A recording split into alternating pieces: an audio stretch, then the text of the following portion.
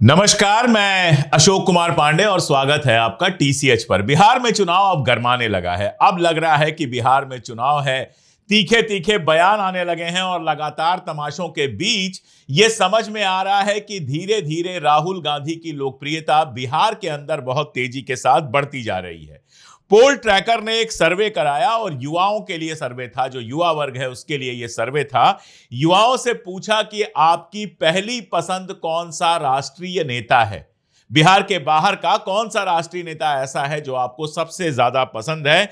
तो आप आश्चर्य करेंगे कि राहुल गांधी को 47% वोट मिले और प्रधानमंत्री मोदी को सिर्फ मिले हैं 39% वोट। यानी बिहार के युवाओं में राहुल गांधी प्रधानमंत्री मोदी से ज्यादा लोकप्रिय हो चुके हैं। यह अपने आप में बीजेपी के लिए चिंता पैदा करने वाली खबर है, क्योंकि युवाओं के बीच में नरेंद्र मोदी की लोकप्रियता हमेशा बाकी लोगों से बहुत हाई रही है। दरअसल जिस तरह से राहुल गांधी ने वोट चोरी को मुद्दा बनाया है और उस पर जैसे चुनाव आयोग पलटियां खा रहा है, झुक रहा है, उससे बहुत साफ समझ में आ रहा है कि जनता अब धीरे धीरे इस बात को पहचान रही है कि वाकई वोट चोरी के मुद्दे को बड़ा मुद्दा होना चाहिए। वोट चोरी जिस तरह से हो रही है उसको रोका जाना चाहिए। आप देखिए, राहुल गांधी ने कहा कि लोगों के नाम फर्जी नंबरों से डिलीट किए जा रहे हैं। उसके बाद चुनाव आयोग कहता है तुरंत 2 मिनट बिना चेक किए, नहीं ऐसा तो संभव नहीं है, यह मिसलीडिंग है।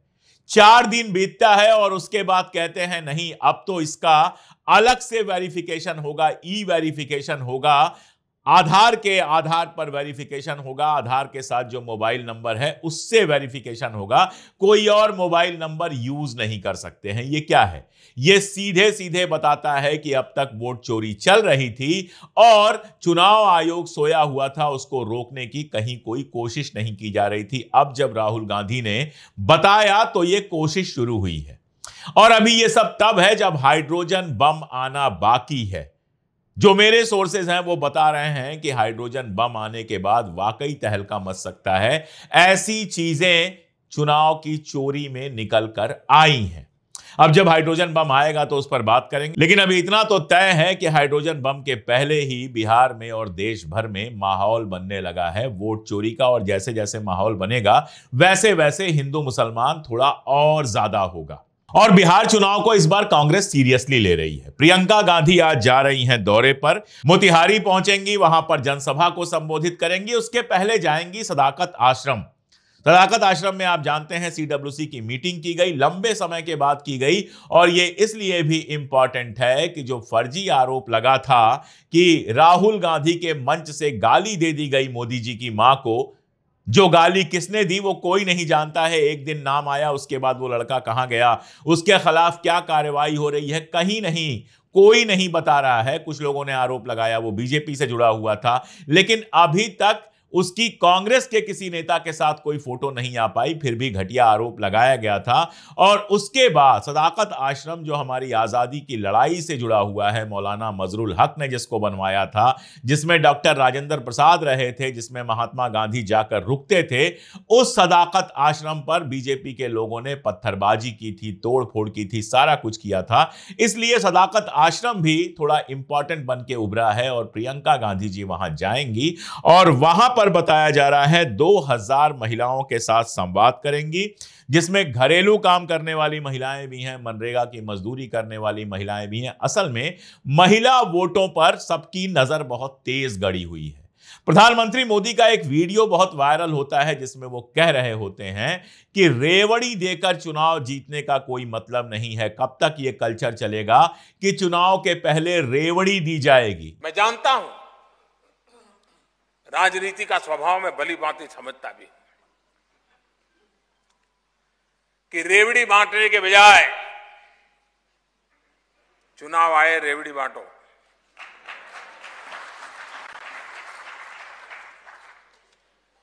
लेकिन क्या रेवड़ी बांटने के बजाय भी देश को मजबूत करने के लिए कोई और रास्ता नहीं हो सकता है? क्या सिर्फ सत्ता और वोट की ही चिंता करेंगे? हमने वो रास्ता चुना है, कठिन है लेकिन वो रास्ता चुना है और उसमें हम एम्पावरमेंट ऑफ पीपल, उसको हम कर रहे हैं। और आज हालत यह है कि बिहार की महिलाओं को 10-10 हजार रुपए एक साथ दिए जा रहे हैं। बताया यह जा रहा है कि बिहार सरकार जो है प्रदेश की महिलाओं को मुख्यमंत्री महिला रोजगार योजना के तहत 10,000 रुपए, 75 लाख महिलाओं को 10-10 हजार रुपए अकाउंट में देगी। मजेदार बात यह है कि रोजगार योजना है लेकिन कोई रोजगार नहीं देगी, 10,000 रुपए देगी। लेकिन यह रेवड़ी नहीं है, क्योंकि मोदी जी भी इस कार्यक्रम में शामिल होंगे और मोदी जी की सहमति से 10-10 हजार रुपए महिलाओं के खाते में जो डाला जाएगा, अगर वो घूस नहीं है चुनाव के पहले, अगर वो रेवड़ी नहीं है, तो बताइए और क्या है। और इसका कारण यही है कि वो डरे हुए हैं। उनको लगता है कि महिलाओं का वोट 10,000 रुपए महीने पहुंचने के बाद, वो भी महीने नहीं है, एक बार पहुंचेगा ये 10,000 रुपए, दोबारा कब पहुंचेगा कोई नहीं जानता। चुनाव के बाद किसी को कुछ नहीं मिलता, बीजेपी से सब जानते हैं। अभी गोवा का एक वीडियो वायरल हो रहा था, जहां वहां की महिला नेता जो थी वो बैठी थी और तमाम सारी जीएसटी वगैरह पर बयान दे रही थी। वहां किसी ने पूछ लिया कि जो सस्ते सिलेंडर देने की बात हुई थी उसका क्या हुआ।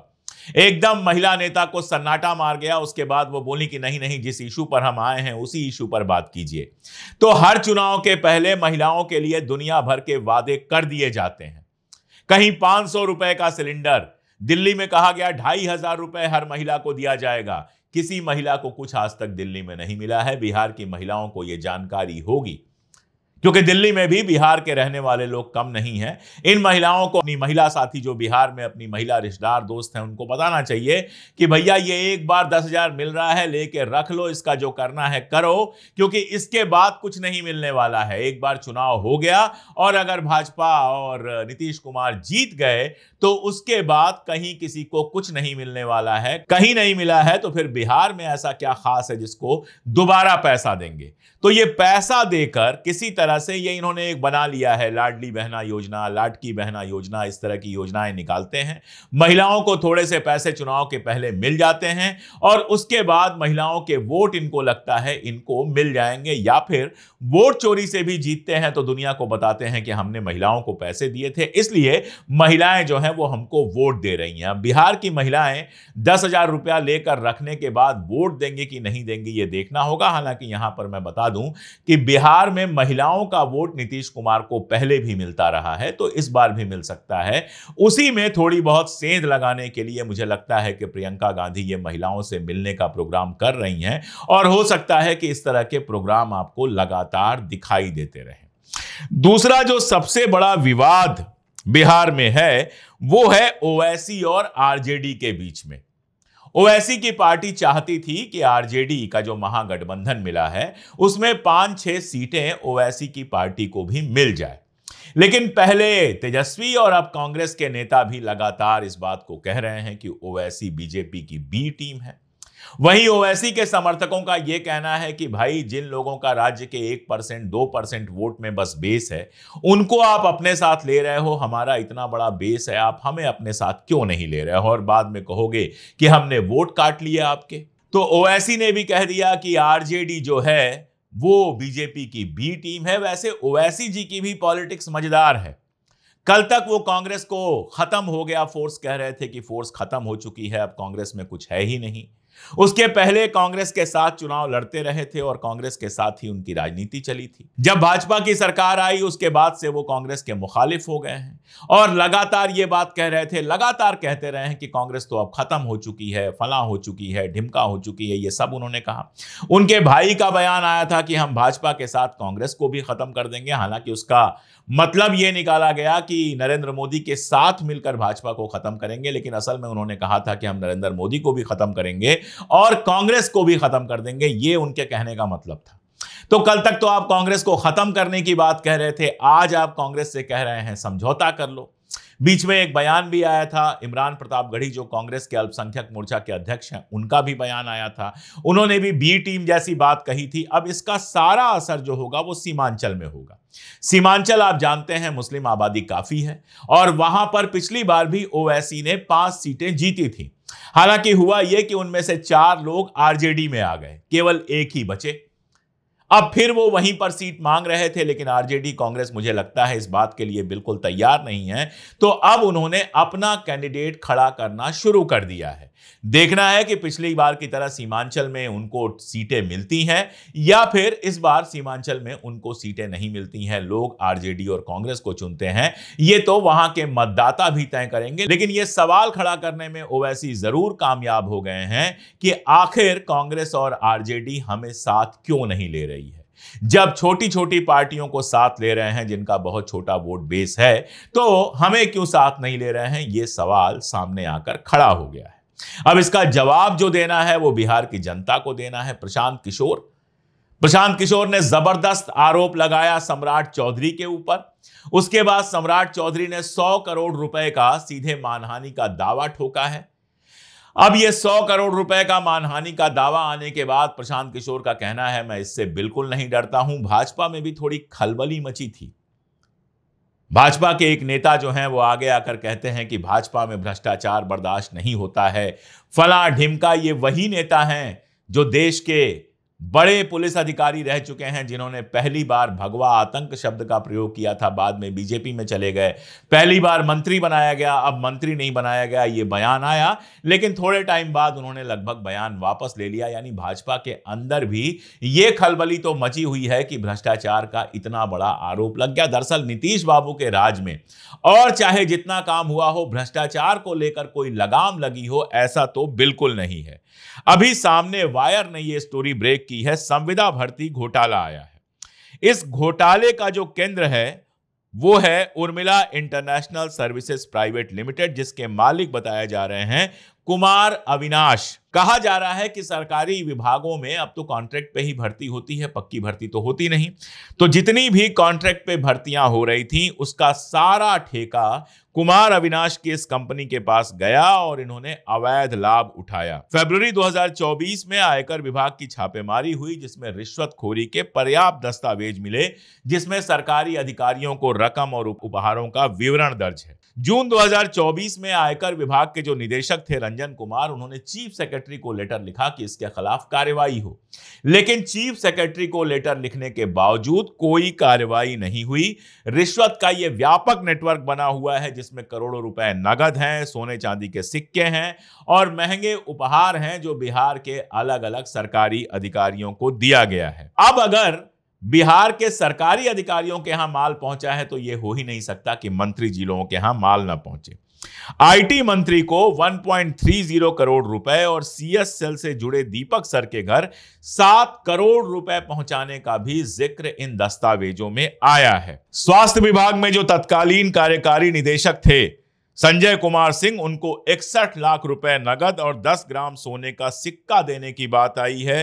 कोई एके हैं जिनको 5 लाख, कोई के हैं जिनको 6 लाख और कोई ओ हैं जिनको 9 लाख और कोई एडीएफ हैं जिनको 1.4 लाख रुपीस नकद दिया गया है। यानी रिश्वत का एक पूरा जाल है जो अलग अलग सरकारी डिपार्टमेंट्स में कॉन्ट्रैक्ट पर भर्ती कराने के लिए जो ठेका मिला है उसके नाम पर दिया गया है। अब जिनको भर्ती कराया गया उनसे कितना पैसा लिया गया है, मंत्रियों के पास कितना कट पहुंचा है, ऊपर कितना कट पहुंचा है, जांच होती तो सब सामने आता, लेकिन इसकी उस तरह से जांच नहीं हुई जिस तरह से जांच होनी चाहिए थी। और अविनाश की जो कंपनी है बेल्ट्रॉन, वो अभी भी बहुत ज्यादा परेशान नहीं नजर आ रही है।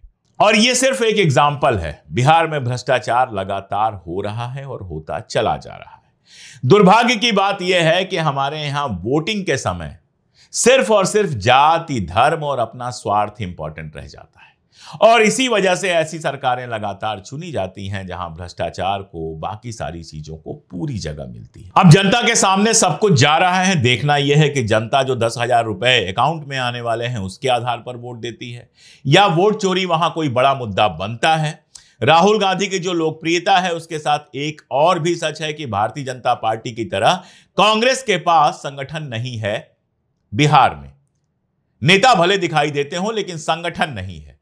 तो राहुल गांधी की जो लोकप्रियता है उसको वोट में कन्वर्ट कर पाएंगे कि नहीं कर पाएंगे कांग्रेस के लोग, ये भी देखने वाली बात है।